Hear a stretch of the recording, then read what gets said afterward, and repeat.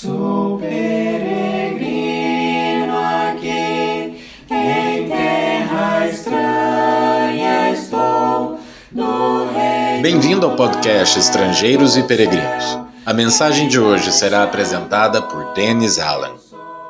Com este episódio, chegamos ao final do nosso passeio pelos livros da Bíblia. Hoje vamos falar sobre o livro de Apocalipse.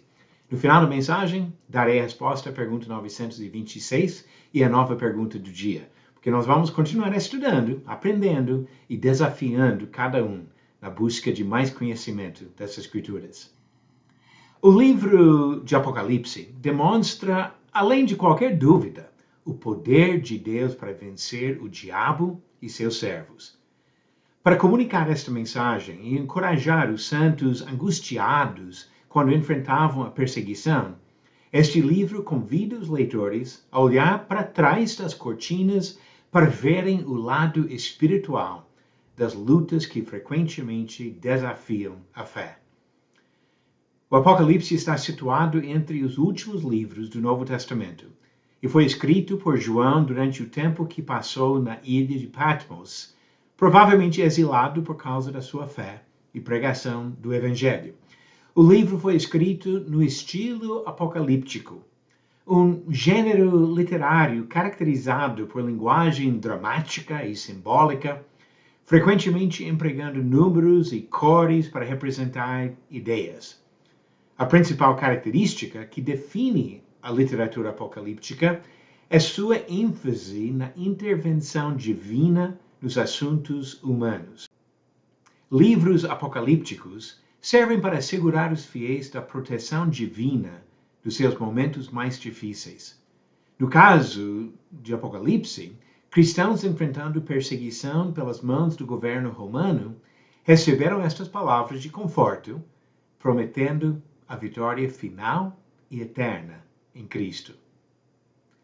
Como os outros livros escritos pelo apóstolo João, o Apocalipse é bem organizado na apresentação de suas cenas dramáticas.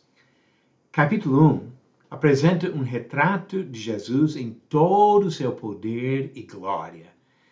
Frequentemente nós pensamos em Jesus em cenas de aparente fragilidade. Por exemplo, podemos pensar num recém-nascido, indefeso nos braços de sua mãe, ou numa figura moribunda, aparentemente vencida, suspensa a uma áspera cruz de madeira. Jesus foi um neném. Ele morreu numa cruz. Mas Jesus é o vitorioso e poderoso príncipe dos reis da terra, como diz Apocalipse 1, versículo 5. Tudo que se segue neste livro surge desta importante imagem de Cristo vitorioso. Ele está no comando. Seus seguidores podem sofrer, mas nada têm a temer, porque no final, os justos também serão vitoriosos com ele. Capítulos 2 e 3 contêm cartas a 7 igrejas que tratam das realidades dessas congregações na Ásia Menor. Jesus elogia a fidelidade de alguns servos e critica fortemente a desobediência e a negligência de outros.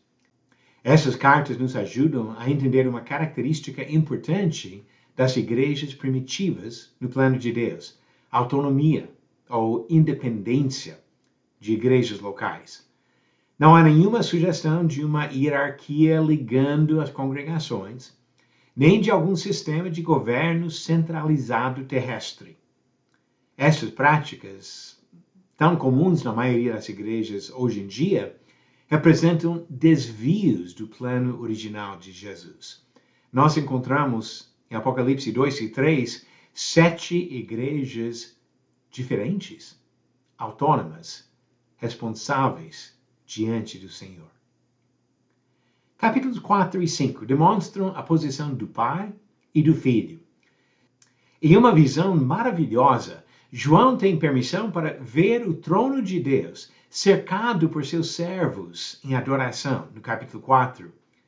E o capítulo 5 volta a atenção para Jesus, que por causa de sua vitória sobre a morte, é achado digno de abrir os selos do livro que revela o plano de Deus para a vitória total sobre as forças de Satanás.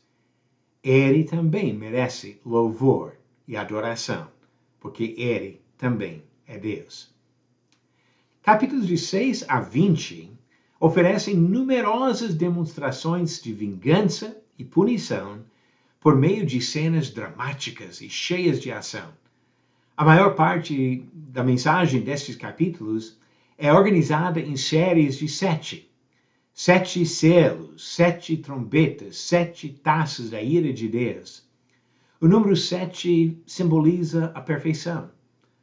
A história nunca termina enquanto não chegamos à 7ª parte, a parte final. Em alguns pontos, durante a batalha, pode parecer que o diabo está ganhando a guerra. Este livro oferece esperança aos fiéis, em que Deus e seu exército justo serão vitoriosos. Satanás não pode derrotar Jesus e não pode vencer aqueles que permanecem fiéis ao Senhor. Capítulos 21 e 22 destacam a condição abençoada dos santos vitoriosos na presença de Deus. Os privilégios que foram perdidos por causa do pecado de Adão e Eva são restaurados nesta comunhão renovada entre Deus e o homem. Estes capítulos empregam muito a linguagem encontrada em outros textos proféticos para falar da relação dos discípulos fiéis em Cristo. Falando sobre a circunstância dos fiéis hoje, a bênção da presença de Deus, retratada nesses 2 capítulos, também pronuncia a grandeza do céu. Encontramos no livro do Apocalipse uma conclusão bela e esperançosa para a mensagem da Bíblia. Independente do sofrimento e das perseguições nesta vida, quem for fiel até a morte receberá a coroa da vida, a bênção da comunhão eterna com Deus. Agora, a pergunta 926. Qual é a oração que Neemias repete várias vezes no final do seu livro? Alternativas. A. Livra-me dos inimigos. B. Dá-me ouro para o templo. C. Lembra-te de mim, ó meu Deus. Ou D. Que Jerusalém seja exaltada. A resposta certa é a alternativa C. Neemias fez esta oração várias vezes. Lembra-te de mim, ó meu Deus, no capítulo 13, versículos 14, 22, 29 e 30. A resposta certa, alternativa C. E a pergunta 927, verdadeiro ou falso? O profeta Natan usou a parábola de um homem rico que roubou a única cordeirinha de um homem pobre para confrontar Davi. Verifique sua resposta no final do próximo episódio de Estrangeiros e Peregrinos. Se você participou ao longo do nosso passeio pelos livros da Bíblia, de Gênesis até Apocalipse, percebeu um pouco da riqueza desse livro tão importante que chamamos de Bíblia. Temos nesses 66 livros a revelação da vontade de Deus para nós. Vale a pena estudar, se aprofundar cada vez mais no nosso entendimento da mensagem que Deus deixou para nós. Obrigado por nos acompanhar nessa jornada pelas Escrituras. Volte amanhã para ouvir mais uma mensagem do podcast Estrangeiros e Peregrinos. Seguimos pelo mundo a viajar.